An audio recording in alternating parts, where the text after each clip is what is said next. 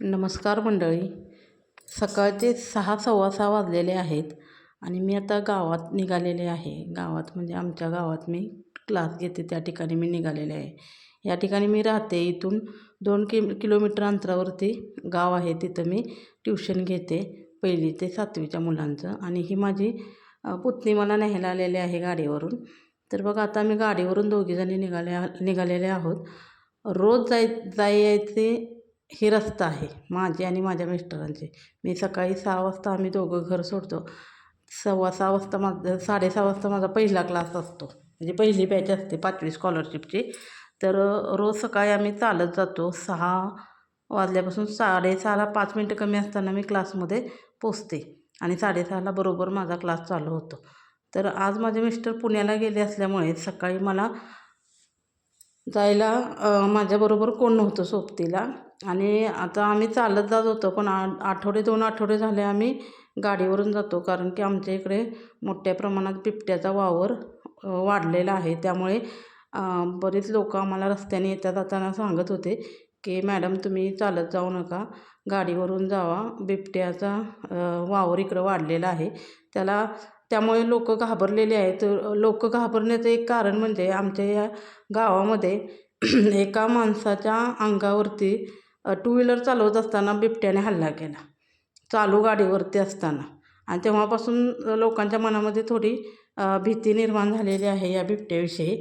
म्हणून बरेच लोकांनी मला सांगितले की मॅडम तुम्ही चालत जाऊ नका, गाडीवरून जात जावा. म्हणून आम्ही आता 2 आठवडे झालं गाडीवरूनच जातो आहे. पण आज माझे मिस्टर पुण्याला गेले असल्यामुळे मग मला प्रश्न पडलेला की आता जायचं कसं. तर माझ्या लक्षात आलं माझ्या मोठ्या दिरांची मुलगी 10वीला आहे आणि तीसुद्धा गावात क्लाससाठी येते रोज स्कूटीवरून. ती दुसऱ्या ठिकाणी जाते क्लासला, कारण मी 7वीपर्यंत क्लास घेते आणि ती आत्ता 10वीला आहे. तर तिचा पण क्लास सकाळी 6 ते 6:15च्या दरम्यान असतो.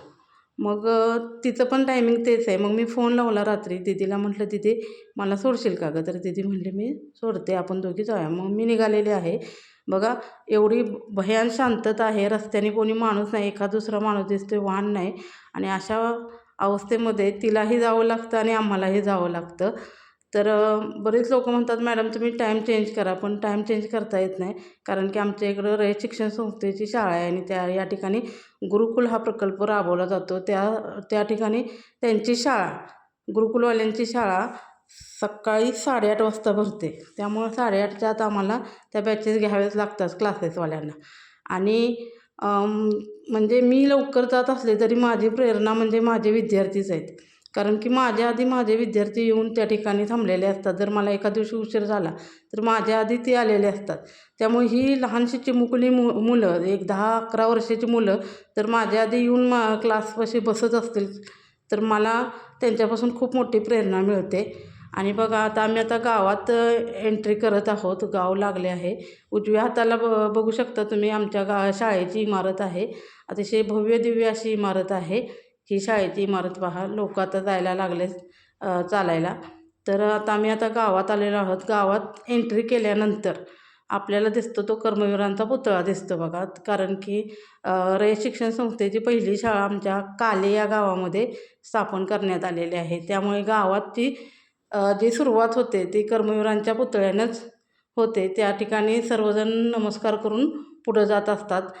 हा पहा कर्मवीरांचा पुतळा. आता नीट व्हिडिओमध्ये आलेला नाही, परत एखाद्या व्हिडिओमध्ये मी तुम्हाला दाखवेन. लोक आत्ताशी चालायसाठी निघालेले आहेत बघा. रस्त्याने आपल्याला माणसं दिसत आहेत.